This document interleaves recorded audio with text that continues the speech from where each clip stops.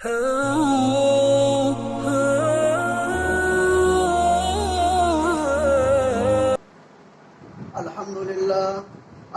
لله نحمده ونستعينه ونستغفره ونؤمن به ونتوكل عليه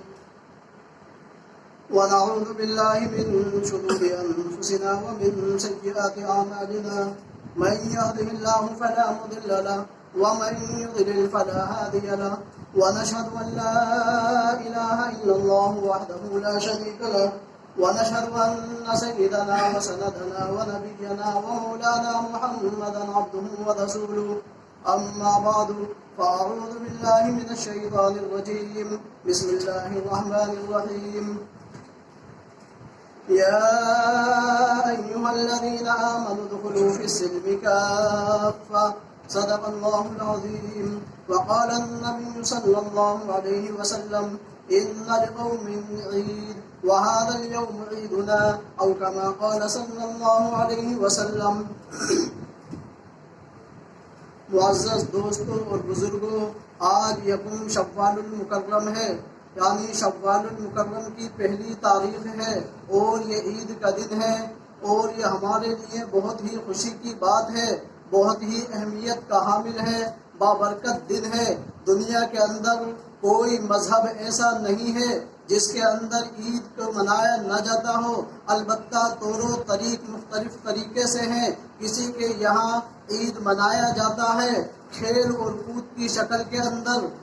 جشن کے اندر الگ الگ تہوار منائے جاتے ہیں۔ کسی کے اندر ہولی کو عید کا نام دیا جاتا ہے تو کسی کے اندر دوسرے مذاہب کو عید کا نام، مذہب کے اندر عید کا دن کو دوسرے طریقے سے دیا جاتا ہے۔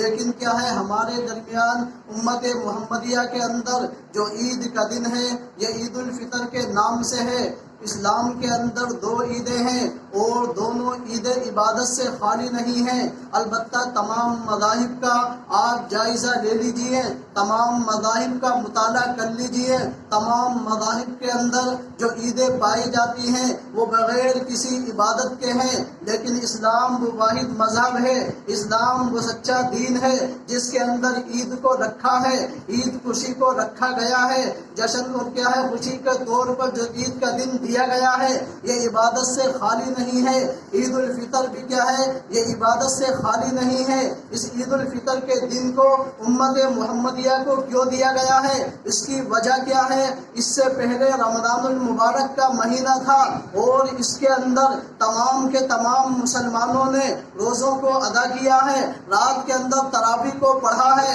اور پھر کیا ہے، عبادات کو انجام دیا ہے۔ اس کے روزوں کو رکھنے کے بعد جب رمضان المبارک کا مہینہ مکمل ہو گیا، شوال کا چاند دکھا اور یہ عید کا دن آیا، تو اللہ تبارک و تعالی نے اس کے بدلے کے اندر امت محمدیہ کو حکم دیا، اب عیدگاہ کی طرف نکلیے، کیا ہے، عیدگاہ کے اندر جائیے اور جانے کے بعد دو گانا نماز ادا کریے، 2 رکعت نماز کو ادا کریے، اور یہ کیا ہے، رمضان کے جو روزے آپ نے رکھے ہیں، جو تراویح کی ہیں، تمام عبادات کو آپ نے انجام دیا ہے، یہ اس کا کیا ہے، بدلہ ہے، تاکہ تم نے جو کیا ہے عبادات کو انجام دیا ہے اللہ اس کا بدلہ مکمل طریقے سے امت محمدیہ کو دے دیا جائے۔ اس لیے یہ عید الفطر کا دن کو رکھا ہے، اور رکھنے کے بعد خالی یوں ہی نہیں چھوڑا ہے۔ انسان جب عبادت کرتا ہے اللہ تبارک و تعالیٰ سے دعاؤں کو مانگتا ہے، اپنی کیا ہے مناجات اللہ سے کرتا ہے، اس کے ذہن کے اندر، اس کے دماغ کے اندر جو جو چیزیں ہوتی ہیں وہ اللہ سے دعا کے ذریعے طلب کر لیتا ہے۔ لیکن کیا ہے، انسان جب کیا ہے رنج کے اندر ہوتا ہے، کسی آفت کے اندر پھنستا ہے، کسی مصیبت اس کے اوپر آتی ہے، تو وہ اللہ تبارک و تعالیٰ کی جانب متوجہ ہو کر کے اللہ سے رو کر اور گڑ گڑا کر کے اللہ کے سامنے عاجزی ظاہر کر کے اللہ سے اپنی کیا ہے مصیبت کو دور کرنے کے لیے التجا کرتا ہے، درخواست کرتا ہے کہ اللہ اس مصیبت کو ہٹا دیجیے۔ لیکن کیا ہے، جب انسان خوشی کے اندر ہوتا ہے تو اللہ تبارک و تعالیٰ کو بھول جاتا ہے۔ فضائل اعمال کے اندر شیخ زکریا علیہ الرحمٰن نے، شیخ الحدیث رحمۃ اللہ علیہ نے اس کے بارے میں ایک روایت کو نقل کیا ہے، اور وہ فرماتے ہیں جب بندہ انسان کیا ہے مصیبت کے اندر، کسی پریشانی کے اندر اللہ رب العزت کو پکارتا ہے، پکارنے کے بعد جب وہ دعا مانگتا ہے تو فرشتے جو ہے اس کی دعا کو لے کر کے آسمان کی طرف جاتے ہیں، اور جانے کے بعد کیا ہے جب وہ دعا آسمان کی طرف پہنچتی ہے تو فرشتے کہتے ہیں یہ تو ایسی آواز ہے جو غیر مانوس ہے، معروف آواز نہیں ہے، مشہور آواز نہیں ہے، بندہ مشہور نہیں ہے۔ اس کی وجہ یہ ہے کہ یہ مصیبت کے اندر پکارتا ہے، اللہ سے کیا ہے ایک اضافی چیز کو نقل کر کے اللہ کی طرف درخواست کرتے ہیں، یا اللہ یہ جو دعا آپ کے پاس آئی ہے یہ غیر مانوس آواز ہے، غیر مشہور شخص ہے، معروف شخص نہیں ہے، ہم اس کو جانتے نہیں ہیں، اب آپ کی مرضی ہے، چاہے تو آپ معاف کریں، چاہے تو آپ سزا دیں، یہ آپ کا معاملہ ہے۔ جب بندہ خوشی کے اندر بھی اور غم کے اندر بھی جب عید کا موقع ہوتا ہے اللہ سے دعا کو مانگتا ہے تو فرشتے کیا ہے جب وہ دعا پہنچتی ہے اور پہنچنے کے بعد فرشتے کے پاس پہنچتی ہے تو وہ فرشتے کہتے ہیں یہ تو آواز ایسی لگ رہی ہے جیسا کہ جانی پہچانی ہے، اس کو ہم جانتے ہیں، یہ مانوس آواز ہے، معروف شخص کی ہے، معروف شخصیت ہے، ہم اس کو جانتے ہیں، یا اللہ یہ جو کیا ہے دعا پہنچی ہے آپ اس کی مغفرت فرما دیجئے، یہ کیا ہے ہم بھی اس کے اوپر آمین کہتے ہیں تو اس کی کیا ہے اللہ مغفرت فرما دیتا ہے۔ تو یہ جو عید کا دن رکھا گیا ہے اس کا مقصد یہ نہیں ہے صرف کھیل کود کیا جائے، روڈوں کے اوپر چکر لگائے جائیں، بلکہ عبادت کا مقصد یہ ہے، عید کا مقصد یہ ہے اسلام کے اندر، شریعت کے اندر، مذہب کے اندر اور دین کے اندر کہ ایسے دن کے اندر جب خوشی کے اندر بندہ ہو ہر چیز کو بھول جاتا ہے، اللہ سے دعا کرے، اللہ اس کی دعا کو بالکل بھی رد نہیں فرماتا ہے، اللہ اس کی دعا کو قبول فرماتا ہے۔ تو ہمیں چاہیے آج عید الفطر کا دن ہے، ہم کیا ہے اللہ سے لو لگائیں، اللہ سے کے سامنے گڑ گڑائیں، اللہ سے عاجزی کے ساتھ اپنی کیا ہے مرادوں کو رکھیں، اور پھر کیا ہے اللہ سے اپنی مرادوں کو رکھ کر کے اللہ سے کیا ہے اس کے ہٹا کیا ہے اس کے زائل ہونے کا، اس کے ختم ہونے کا، اور پھر کیا ہے اس کے ختم ہونے کا اللہ سے کیا ہے وسیلے کے ذریعے سے ہم اللہ سے مانگے، یقیناً اللہ رب العزت والجلال ہماری مغفرت فرما دے گا، ہمارے گناہوں کو معاف فرما دے گا، ہماری بخشش فرما دے گا۔ یہی چیز کیا ہے جب ہم عبادت کے ذریعے سے خوشی کے موقع کے اوپر ہم اللہ کو پکاریں گے اللہ ہماری مغفرت فرما دے گا۔ تو لہذا ہمیں چاہیے ہم ایسے موقع کے اوپر کیا ہے تنہا کھیل کود کے اندر کیا ہے شور و شوق کے ذریعے سے، تماشوں کے ذریعے سے ہم کیا ہے اس دن کو ضائع نہ کریں، بلکہ اسلام کے اندر جو دن دیا گیا ہے اس کا مقصد یہ ہے اس کے اندر بندہ عبادت کرے، اللہ کو پکارے۔ زمانے جاہلیت کے اندر کیا ہے اللہ کے نبی علیہ السلام جب مکہ کے اندر تھے، زمانے جاہلیت تھا، جہالت کا دور تھا، جب یہ دن آتا تھا کفار مکہ کیا ہے اس دن کے اندر خوشیاں منایا کرتے تھے، وہ عید کا نام دیا کرتے تھے، اور اس دن کے اندر خوشیاں مناتے تھے۔ وہ کس طریقے کی خوشی؟ کھیل کود کیا کرتے تھے، کنا نلعب ھذا اليوم، ہم اس دن کے اندر کیا ہے کھیل کود کرتے ہیں، تماشا کرتے ہیں۔ اللہ کے نبی علیہ السلام جب مکہ سے ہجرت کر کے مدینہ منورہ پہنچے، وہاں پر دیکھا مدینہ کے لوگ بھی جب یہ دن آتا ہے عید الفطر کا تو اس دن کے اندر وہ لوگ خوشیاں مناتے ہیں کھیل کود کے اندر۔ اللہ کے نبی نے فرمایا اب کے بعد کیا ہے جو یہ دن آئے گا تو اس دن کے اندر اللہ نے اس دن کو بہتر دن سے بدل دیا ہے، اور بدلنے کے بعد کیا ہے اس کو عید الفطر کا نام دے کر کے دوگانہ نماز تمہارے اوپر واجب کر دی ہے، تاکہ تم اللہ کے سامنے رو کر کے اللہ کے سامنے گڑ گڑا کر کے اپنی مرادوں کو پورا کر لو، اللہ اس سے بہت خوش ہوتا ہے۔ تو ہمیں چاہیے اس دن کے اندر بھی ہم عبادت کے اندر لگے، ہم عبادت کو ضائع نہ کریں، اس دن کو ضائع نہ کریں، ایک ایک لمحہ ایک ایک ایک ساتھ ایک سیکنڈ ایک منٹ اس دن کا قیمتی ہے، ہمیں اسے قیمتی بنانا ہے۔ عبادت کے ذریعے سے بھی خوشی منائیے، اسلام کے اندر خوشی کا حکم دیا گیا ہے۔ آج کل لوگ یہ کہتے ہیں جب لاک ڈاؤن چل رہا ہے، کیا ہے ہر طرح سے مساجد بھی بند ہے تو ہم عید نہیں منائیں گے، نئے کپڑے نہیں پہنیں گے، شریعت اس کی اجازت نہیں دیتی ہے۔ شریعت کے اندر جو عید کا دن ہے، آپ جب عید کا دن آئے، چاہے کیا ہے لاک ڈاؤن ہو یا کسی طریقے سے بھی ہو،